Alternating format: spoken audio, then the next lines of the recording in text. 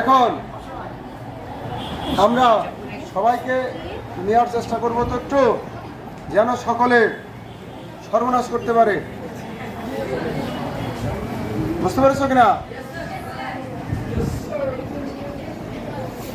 এখন শোনো, এরা কাজ চালাচ্ছে, তাই তো? কাজ শেষ করতে পারেনি, তার মানে এরা গরিব। এখন কে উপস্থাপন করবে? হ্যাঁ বলো। আসসালামু আলাইকুম সবাইকে, আমি মুহূর্ত আমরণ বাইশ। এখন আমি আমাদের গ্রুপ এর যে পোস্টারটা সেটা উপস্থাপন করবো। মূলত আমাদের গ্রুপের পোস্টারটা চট্টগ্রাম বিভাগকে কেন্দ্র করে। তো প্রথমে আমি চট্টগ্রাম বিভাগকে নিয়ে কিছু বলে রাখি। চট্টগ্রাম বিভাগ হচ্ছে বাংলাদেশের সবচেয়ে বৃহত্তম বিভাগ এবং চট্টগ্রাম বিভাগের মধ্যে রয়েছে বাংলাদেশের সবচেয়ে বড় তিনটা জেলা, রাঙামাটি, বান্দরবান এবং আমাদের যে চট্টগ্রাম জেলা। পাশাপাশি চট্টগ্রাম জেলা সব দিক দিয়ে স্বয়ংসম্পূর্ণ। চট্টগ্রাম জেলায় প্রচুর উন্নয়ন হচ্ছে এবং এই চট্টগ্রাম জেলা সহ চট্টগ্রাম বিভাগটি বর্তমানে খুবই উন্নত, ধনী এবং খুবই সুন্দর একটি বিভাগ। তো আমাদের পোস্টারে আমরা কি লিখেছি সেটা আমি একটু পড়ে শোনাচ্ছি। চট্টগ্রাম বিভাগ বাংলাদেশের 8টি প্রশাসনিক বিভাগের মধ্যে বৃহত্তম। এটি প্রায় 33,909 বর্গ কিলোমিটার এবং 2022 সালের আদমশুমারি অনুযায়ী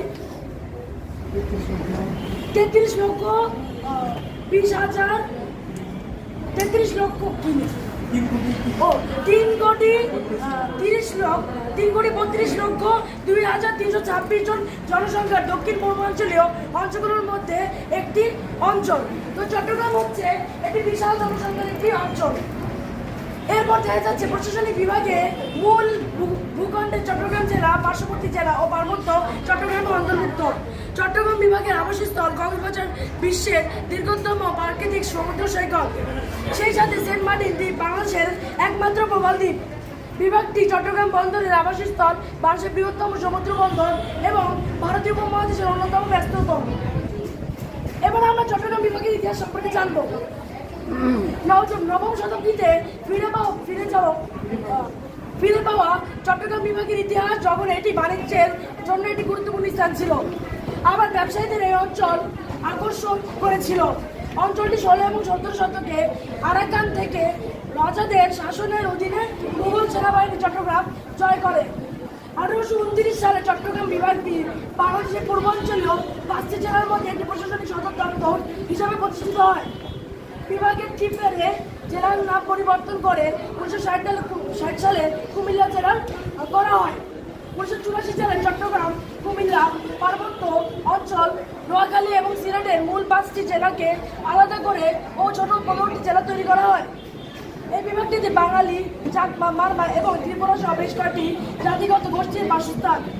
এই বিভাগটি ইসলাম, হিন্দু, বৌদ্ধ এবং খ্রিস্টান সহ বেশ কয়েকটি ধর্মের আবাসস্থল। একটা কথা বলে রাখি যে বাংলাদেশের যত অঞ্চল আছে তার মধ্যে চট্টগ্রাম একটি অন্যতম অঞ্চল, কারণ এই অঞ্চলের মধ্যে বিভিন্ন নৃগোষ্ঠী আছে, বিভিন্ন ধর্ম আছে।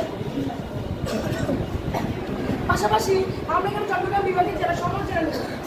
তো আমি জেলা সমূহ বলার সাথে সাথে এগুলো বর্ণনা দিয়ে দিচ্ছি।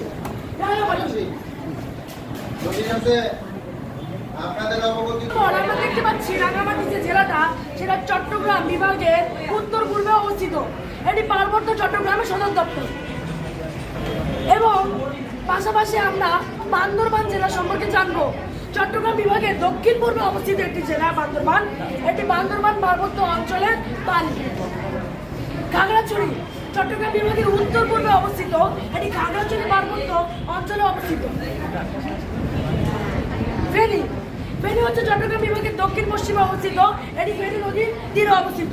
আরেকটা কথা বলতে চট্টগ্রাম বিভাগটা খুবই অদ্ভুত, এই কারণে এখানে একটা জেলা আছে ফেনী, এবং ফেনী বাংলাদেশের একমাত্র জেলা যেটা একটা জেলা, পাশাপাশি একটি নদী। এরপরে আমরা দেখতে পাচ্ছি লক্ষ্মীপুর চট্টগ্রাম বিভাগের দক্ষিণ পূর্বে অবস্থিত। এটি লক্ষ্মীপুর নদীর পাড়ে। কুমিল্লা চট্টগ্রাম বিভাগের উত্তর পশ্চিমে অবস্থিত।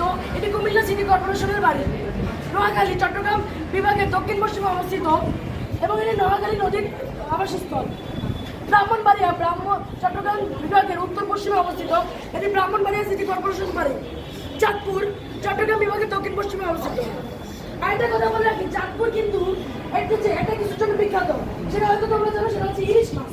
ইলিশ মাছের জন্য চাঁদপুর বিখ্যাত এবং সবাই চাঁদপুরের ইলিশ মাছ পছন্দ করে।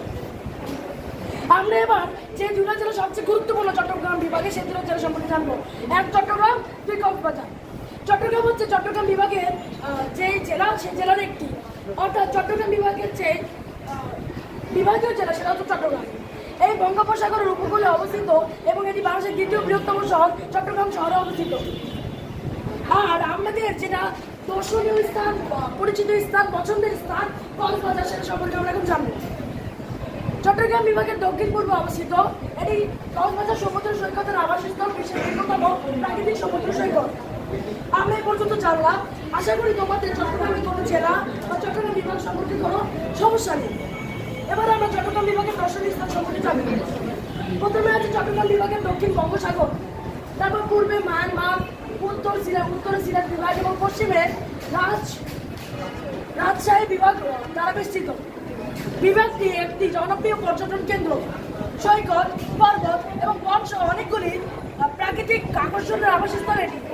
এই বিভাগে মন্দির, মসজিদ ও ধ্বংসাবশেষের মতো ঐতিহাসিক ও সাংস্কৃতিক নিদর্শন রয়েছে। এবার আমরা কিছু জনপ্রিয় পর্যটন কেন্দ্র সম্পর্কে জানব। কক্সবাজার সমুদ্র সৈকত, এটা নিয়ে আমার কিছু বলা লাগবে না, কারণ কি সবাই আমরা সম্পর্কে জানি।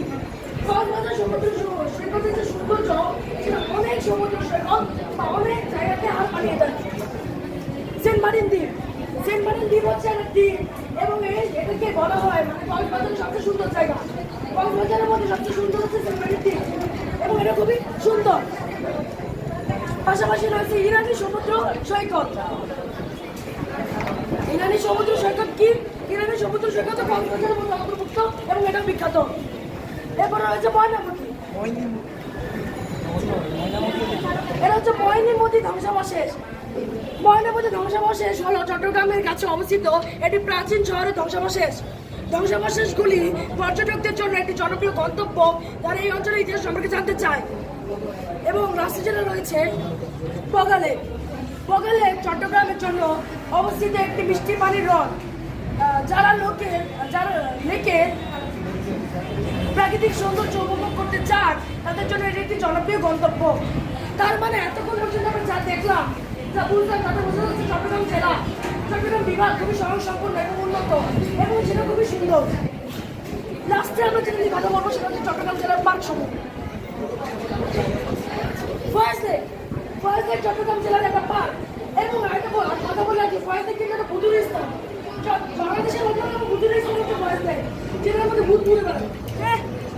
শিশু পার্ক চট্টগ্রামে, স্বাধীনতা কমপ্লেক্স, কোর্টের শিশু park, local D world park Noakhali, Paruki park Brahmanbaria, Lakshmipur পৌর শিশু park Lakshmipur, Birampalli blue water park Comilla. সর্বশেষে বলতে চাই, বাংলাদেশের 8টি বিভাগই উন্নত। দেশের উন্নয়নের জন্য পাশে প্রতিটি বিভাগ ধীরে ধীরে উন্নত হচ্ছে এবং প্রতিটি বিভাগ ঢাকার মতো উন্নয়নের দিকে যাচ্ছে। তেমনি খুলনা, রাজশাহী, সিলেট, পাশাপাশি চট্টগ্রামও